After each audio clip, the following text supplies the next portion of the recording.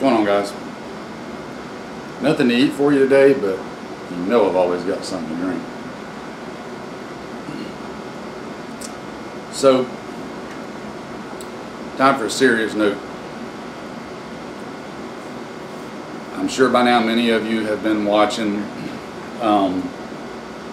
what's going on with potential Supreme Court Justice Brett Kavanaugh and his nomination, and the Judiciary Committee, and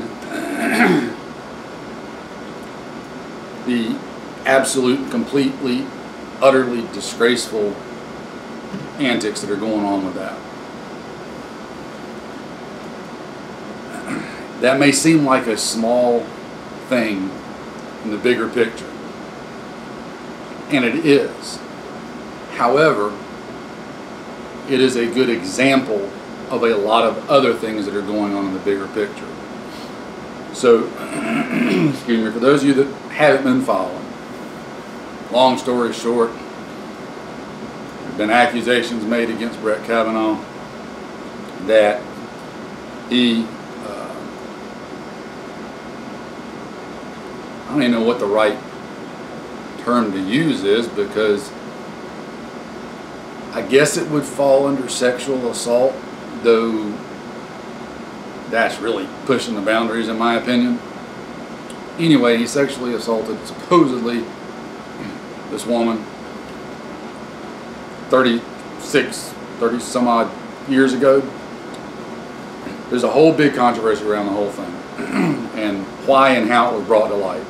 I encourage you, if you haven't, to brush up on that, because there's reasons you should know what's going on with that. That said, the reason I'm bringing this up is we're coming up on the midterm elections, and one of my best friends works, he's politically active via his job, and it's a non-party affiliated thing, so he gets to see stuff and gets information behind the scenes from all directions, not just from one party or the other. And there's some scary stuff going on. There's a good chance that the political dynamic could change across the country, and not for the better. So I don't want to get into all that too much right now. We'll be here for 3 hours if I did, and I don't want to do that to you. The reason I bring that up, and I want you to start focusing on these things and paying attention, and not to be the boy that cried wolf, because you guys know I try not to do that. I just constantly tell you, keep getting ready, keep staying on top of things. Don't be paranoid, live your life, enjoy life, but pay attention and keep getting ready. The potential for bad things to happen is growing by the day, in my humble opinion. And it's something that I hope everybody, even those that maybe aren't necessarily, if you're watching this and you're not, a preparedness-minded person, from whatever angle, I hope you'll still pay attention. If you care about your constitutional rights, your freedom, if you care about this country, if you care about being able to live your life the way you want to, and the way I believe our founders in the Constitution wanted you to be able to live it, you need to pay attention to this stuff. It's not a joke anymore. It's not conspiracy theory anymore. It's reality. It's here. I truly believe that we are in a cold civil war. By that I mean there is civil division and fighting going on just without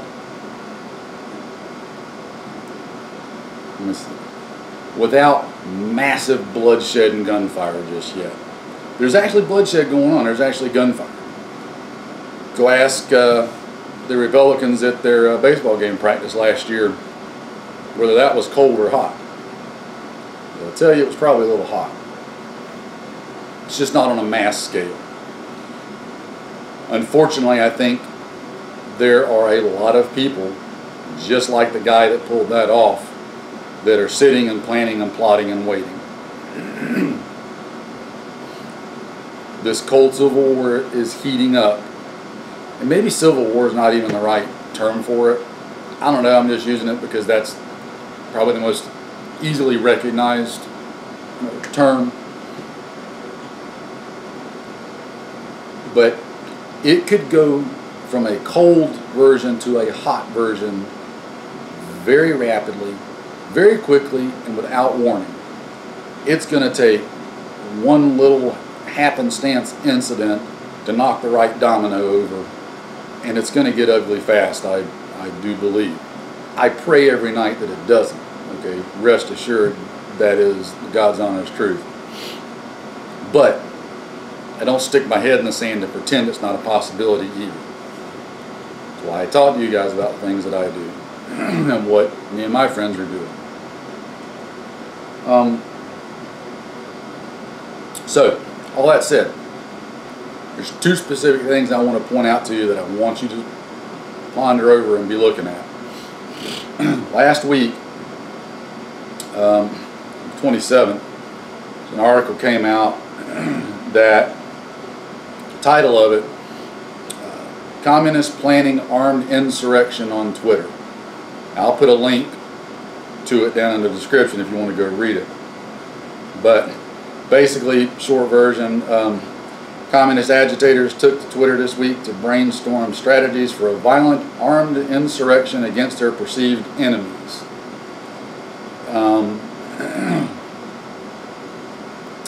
The guy that was posting it on Twitter was suggesting that folks organize into hidden cells and focus on ambushes and assassinations to bleed right-leaning forces dry. He said that during the day, comrades should pretend to be into helping everybody, quote unquote, and never talk about their nighttime activities. Now, I see far too many guys and gals, I use the word guys generically, who blow those kind of things off. You just, whatever. That's our problem right there, both at a political level and a preparedness level. You blow these people off, and you shouldn't, because they keep gaining ground, and gaining ground, and gaining ground, and gaining ground. We're trying to play by the Marcus of Queensberry rules, and they're playing by street rules. You got to stop. Do not take these people lightly. Do not blow them off or brush them off. It's very easy to pound your chest and, oh, yeah, they start something, they'll get their butts handed to them. Maybe they will. They probably will. Likely will. But that don't mean a whole lot of people on our side aren't going to go down either. I keep telling people, these knuckleheads don't have to be good to be a threat. All they have to be is lucky. Because that one lucky day they have could be your unlucky day. Or somebody you love and care about's unlucky day. Stop taking them so lightly and taking them for granted. You better start looking at them as a legit threat and plan accordingly. Another article that come out, again I'll link to it, this one's at the Gateway Pundit, again not goofy off the wall websites. These are pretty legit websites. This one come out just the other day. Far left activists are, let me read you the title first. Leftists call for violence if Brett Kavanaugh confirmed to SCOTUS. Far left activists are already plotting their next move if Judge Brett Kavanaugh, hang on a minute, I need more of this. There, that's better. Planning their next move if Judge Brett Kavanaugh is confirmed to the U.S. Supreme Court. Following yesterday's Judiciary Committee hearings, which was the other day, prominent activist on Twitter, who I'm not going to name because I'm not going to give this person any kind of actual recognition, called for a violent general strike, quote unquote, if Judge Kavanaugh is confirmed. This particular person is followed on Twitter by Jack Dorsey, the CEO of Twitter, as well as the Southern Poverty Law Center's account. That's the kind of people that this poster has following them, okay? So they're a pretty legit person in that circle of craziness.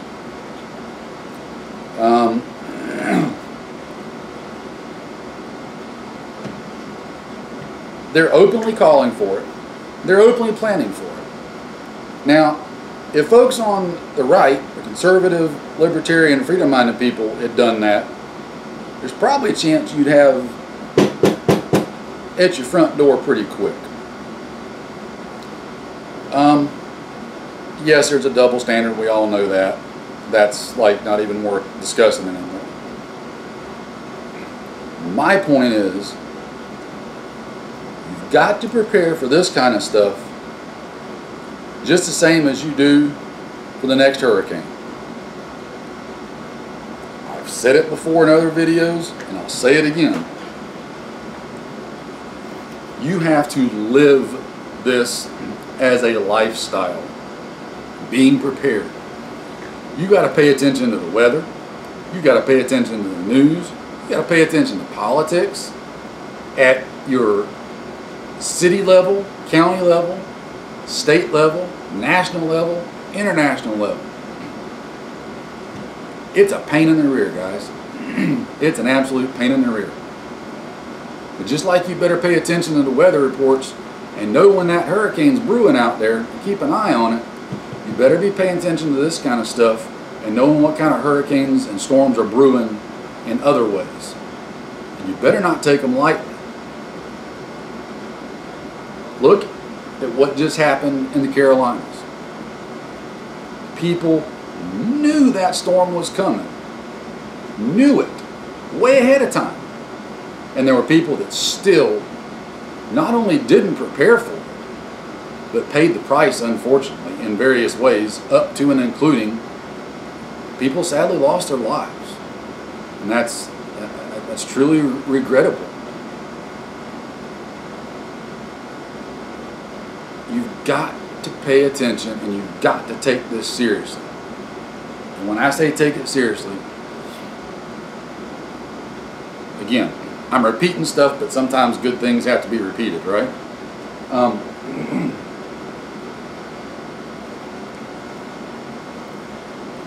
Take your guns out, get them zero. Practice your marksmanship. Learn how to manipulate. Get some training. Start out with some basic classes that focus on accuracy, weapons handling, manipulation, flat square range stuff. Once you've got that, start moving into other stuff. Learn how to do teamwork. Learn how to do movement. Learn outside the firearms realm how to get out and live off the land in inclement weather, and maybe not just living off the land in the middle of the woods, but around your suburban neighborhood, around your urban neighborhood, wherever you may be at. Just about everything that you could need for a radical violent uprising / civil war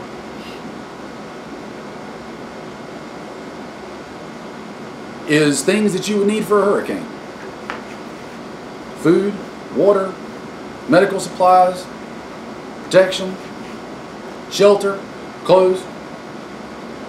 You need all that same stuff. Okay?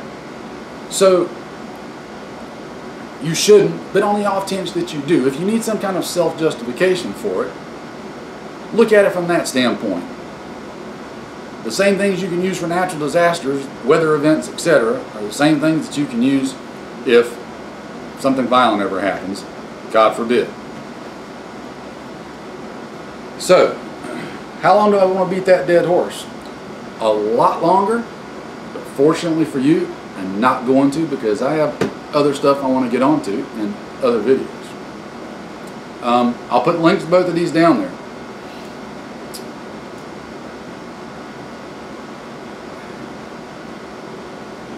I feel like there's a storm coming. I felt it for a long time. My family has felt it for a long time. And by family, I mean blood and non-blood, because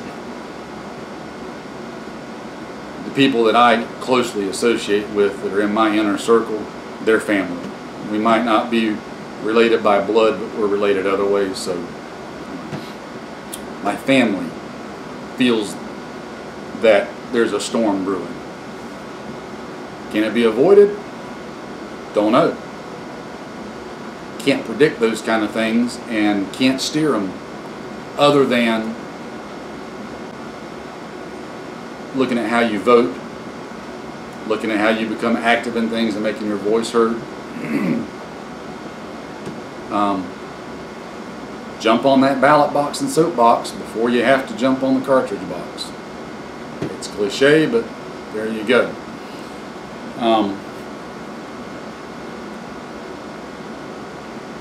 Maybe that storm won't ever come. Again, I fervently pray that it won't. But you don't sit there and pretend that it can't. Okay?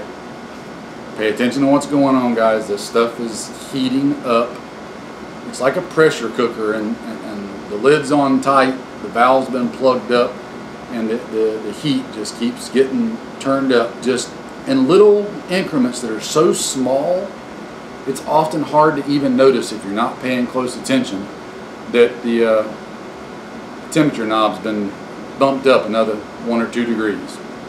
1 or 2 degrees. 1 or 2 degrees every couple of days is 10 or 15 degrees every week. It starts adding up fast. At some point, that sucker is going to get hot enough that it pops, and it's going to do it without warning, and it's not going to be pretty when it does. This isn't to sound alarmist. I'm not telling you to run around like a chicken with your head cut off and it's coming. No. Don't buy into that nonsense, and don't buy into anybody that accuses that or even says that. Anybody that says that, all they're trying to do is self-justify their lack of preparation, their lack of concern, and their lack of paying attention, and their lack of having the guts to actually get involved and take things seriously. So, stay safe, stay prepared, watch what's going on, check out these articles, and we'll talk more later. See you guys.